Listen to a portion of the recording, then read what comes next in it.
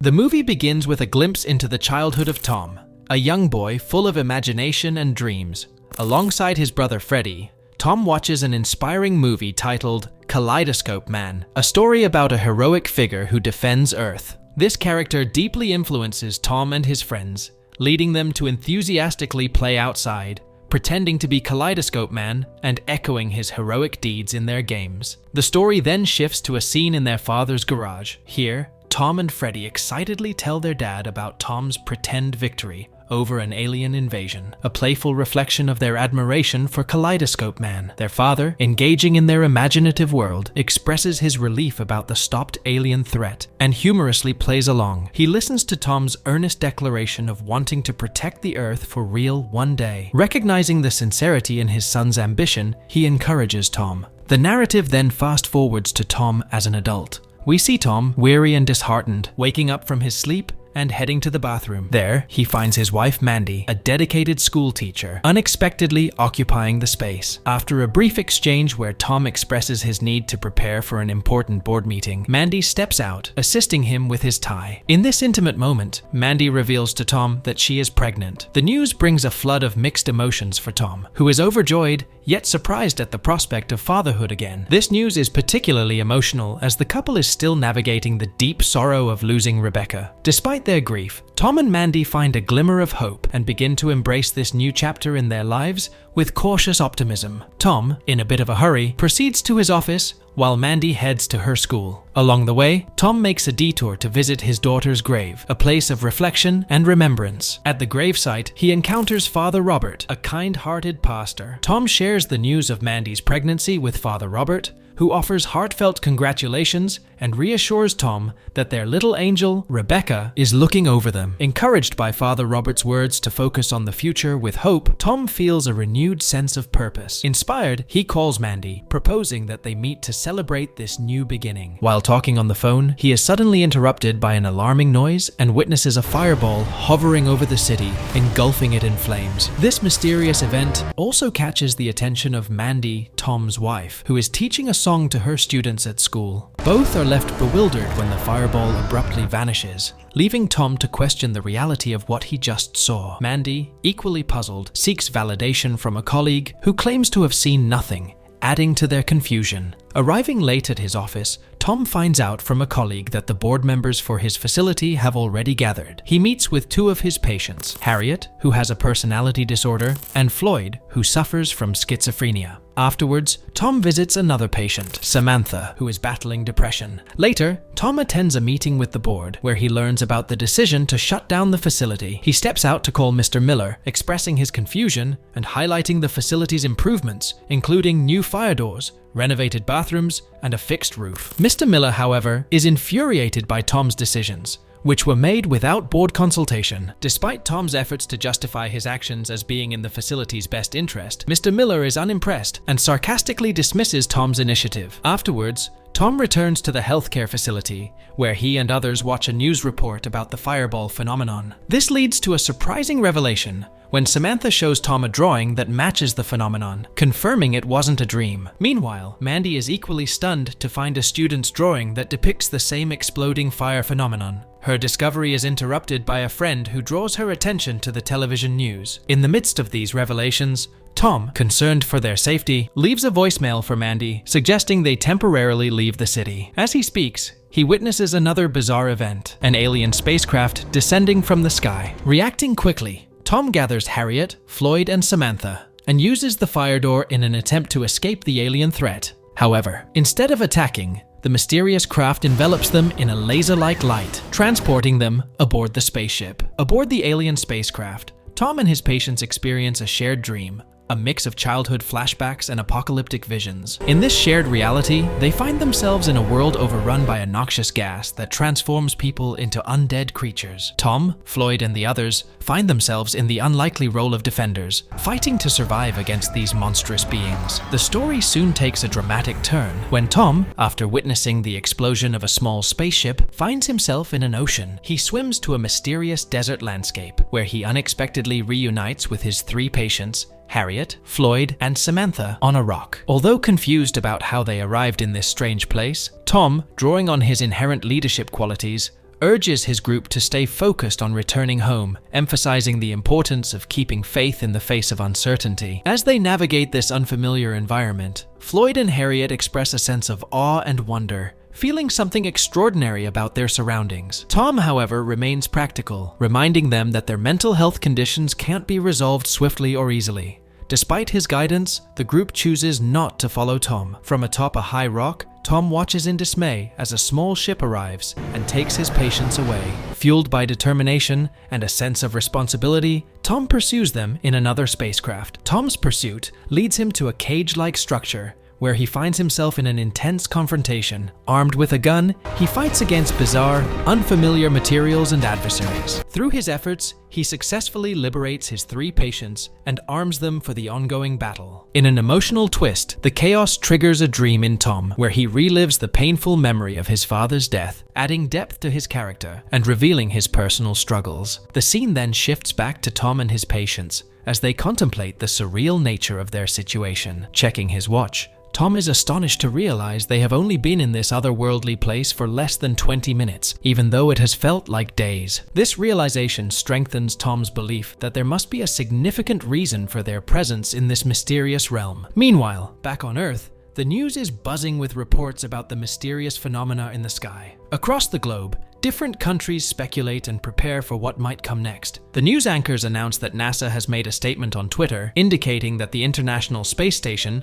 ISS, will soon have a visual on the bizarre occurrences. As the news segment ends, there is a palpable sense of anticipation, with people around the world hoping that NASA will provide some clarity on the strange events. The narrative shifts to the ISS, where the crew is working diligently to gain a visual on the situation. The communication with Mission Control in Houston is tense, with the ISS commander struggling to provide a clear visual status due to the lack of a direct line of sight. Despite the challenges, Mission Control remains insistent. In a shocking moment, the ISS crew finally witnesses an astonishing sight: millions of ships descending towards Earth. Simultaneously, Tom and his patients watch in horror as they witness New York exploding from their vantage point. On Earth, amidst this chaos, Mandy desperately tries to contact Tom, but their attempts to reach each other are unsuccessful. The scene then cuts back to the ISS. As the ISS crew continues their reporting, the invading ships detect them, leading to a tense moment. The movie's narrative continues with massive explosions wreaking havoc across North and South America. As the alien invasion intensifies, soldiers on the ground engage in a desperate struggle to defend civilians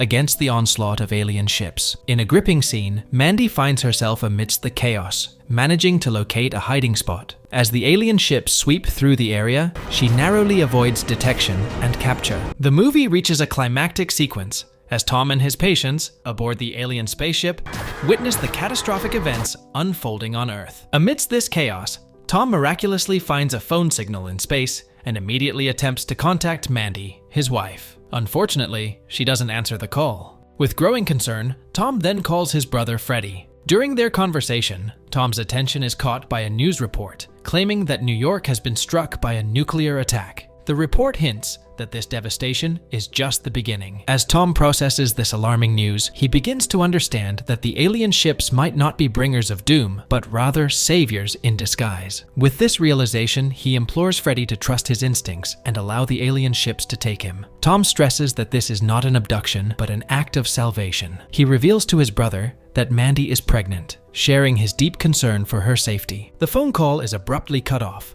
leaving Tom anxious and unsure about the safety of his loved ones on Earth. Determined to bridge the communication gap between the alien ships and the people of Earth, Tom approaches one of the ships. He earnestly requests their assistance in conveying a vital message to those below. Understanding the urgency, the ship grants Tom the opportunity to address Earth's inhabitants from the sky. Tom's message from above is emotional and urgent. He introduces himself as one of the first individuals taken by the alien visitors and explains the dire situation unfolding on Earth. He reveals the terrifying truth: terrorists have detonated nuclear bombs along key fault lines in Mexico, the United States, and Canada, resulting in the destruction of half of America. Tom's message is a plea for survival, urging people to emerge from their hiding places and willingly allow the alien ships to take them, presenting it as their only chance for survival. Following Tom's heartfelt appeal, scenes unfold, showing people across Earth stepping out of their hiding spots, choosing to trust in the extraterrestrial beings as their last hope.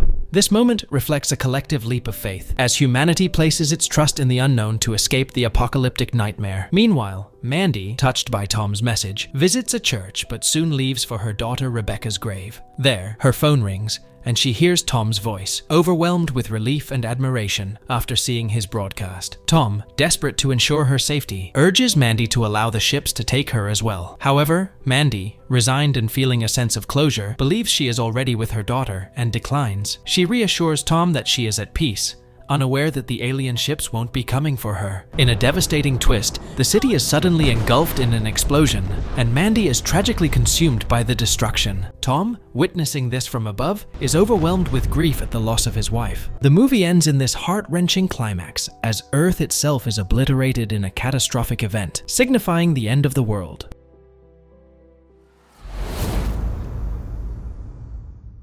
The story centers around Chloe, a university student returning home during a break. Her visit is timed with her father Rayford's birthday, and she hopes for a family reunion after a considerable time apart. Rayford, a professional pilot, is an integral part of Chloe's life, and her anticipation to celebrate his birthday underlines her longing for family connection. Upon landing in the city, Chloe reaches out to her mother Irene, expressing her excitement about being home after a long absence. She inquires about the surprise birthday party for Rayford. However, her excitement turns to disappointment when Irene informs her that Rayford will be working that day.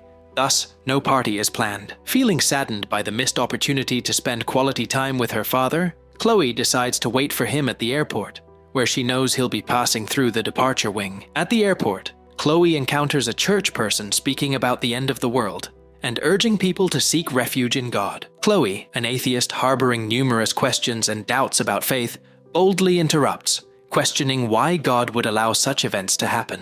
Before receiving an answer, Chloe, driven by her skepticism, expresses her inability to comprehend the concept of God. She then proceeds to the waiting area, hoping to catch a glimpse of her father. While waiting, Chloe meets Buck, a man who strikes up a conversation with her. He expresses his gratitude for Chloe's interruption of the church person, who had been warning him about the apocalypse, a topic he doesn't believe in. Buck and Chloe quickly find common ground in their skepticism and strike up a conversation, developing an instant connection as if they've known each other for a long time. Chloe's attention shifts when she spots her father, Rayford, arriving with a flight attendant named Hattie. Observing their close interaction, Chloe suspects there might be something more between them. When Rayford approaches Chloe, she confronts him about Hattie, but he denies any involvement. The tension rises as Chloe notices Rayford has removed his wedding ring, prompting her to question him about it. Rayford, eager to avoid the uncomfortable conversation, quickly departs, leaving Chloe with his car keys. As Chloe sits back down, still processing the encounter with her father, Buck approaches her again. Their conversation resumes, and before parting ways, they exchange phone numbers, their interaction hinting at the possibility of a budding romance. Upon arriving home, Chloe is greeted by her younger brother, whom she warmly hugs. She then proceeds to embrace her mother, Irene. Irene has undergone a significant transformation in the past year, immersing herself deeply in spiritual practices and aligning her daily life closely with her religious beliefs. This change in Irene has created an issue in the family, particularly with Rayford, who feels increasingly bothered by her devoutness and her insistence on integrating her beliefs into family life. Chloe, too, feels estranged by her mother's religious adherence, leading her to reduce her visits home, while Rayford finds comfort in working extra hours, distancing himself from what he dismisses as his wife's bothering preachings. During Chloe's visit, Irene attempts to share her religious convictions with her daughter, preaching about salvation and the importance of surrendering to God's will. However, Chloe reacts with frustration and anger to her mother's preaching, feeling overwhelmed by what she perceives as nonsense. In a moment of tension, Chloe hastily gathers her belongings, ready to leave the house. Her little brother, witnessing the heated exchange, quietly follows Chloe and asks if he can accompany her. After a brief moment of hesitation, Chloe agrees to take him along. Meanwhile, Rayford embarks on a flight to London with his assistant pilot. The plane is filled with passengers from various walks of life, each with their own stories. Rayford's flight attendant, Hattie, is responsible for ensuring everyone's safety and comfort during the flight. During the flight, A tense interaction unfolds between a short man struggling to retrieve his bag from the overhead compartment and a Muslim man who offers to help. The short man, feeling inferior, refuses the assistance, determined to manage on his own. Back on the ground, as Chloe and her brother stroll together, her brother expresses his concern about their mother's well-being. Chloe reassures him, changing the subject to his recent baseball game victory, which fills her with pride. However, their moment of familial bonding is abruptly shattered by an extraordinary event. As Chloe hugs her brother, she suddenly feels a rush of air through her arms. In a bewildering and surreal moment, she finds that her brother has vanished, leaving only his clothes behind. Panic ensues as clothes begin to fall to the ground everywhere, and people around her scream in horror as they witness their loved ones disappear into thin air in the blink of an eye. This extraordinary event occurs not only in the public spaces of New York, but simultaneously at various locations across the globe, causing widespread panic and confusion. Aboard the plane piloted by Rayford, the same bewildering phenomenon unfolds. Passengers suddenly vanish, leaving behind only their clothes and personal belongings. The aircraft momentarily stumbles, and the lights flicker off, plunging the cabin into darkness. When power is restored, a sense of dread fills the air as many passengers realize their loved ones have disappeared, transformed into nothingness, leaving empty clothes in their seats. Rayford is shocked to find his assistant pilot's uniform unoccupied, indicating he too has vanished. Hattie, though puzzled and scared herself, attempts to take charge amid the chaos, urging the remaining passengers to return to their seats, but the situation is beyond comprehension and control. Meanwhile, Chloe, in a state of denial, frantically searches for her little brother, hoping to find him nearby. She attempts to contact her mother, who is at home, but receives no response. Her desperation grows as she witnesses surreal scenes, such as a driverless car heading off a bridge and plummeting into a river. Shocked and overwhelmed, Chloe heads to the hospital, hoping to find her brother there. The hospital is in disarray, crowded with people searching for their vanished loved ones. Realizing she can't access the hospital through the main entrance, Chloe sneaks in through a side door and finds herself in the pediatric ward, where every bed is empty, with only small hospital uniforms left behind. A distraught woman, appearing to have just given birth, approaches Chloe, mentioning the disappearance of every child, including the newborns. Back on the plane, the remaining passengers speculate about the cause of the disappearances, but nothing seems to make sense. Suddenly, another plane enters the airspace, heading straight for Rayford's aircraft. Rayford, in a desperate attempt to avoid a collision, radios the control room and warns the other pilot, but receives no response. Taking swift action, Rayford maneuvers his plane to a higher altitude. In a terrifying moment, the oncoming plane clips Rayford's aircraft, causing it to sway violently. Buck, one of the passengers,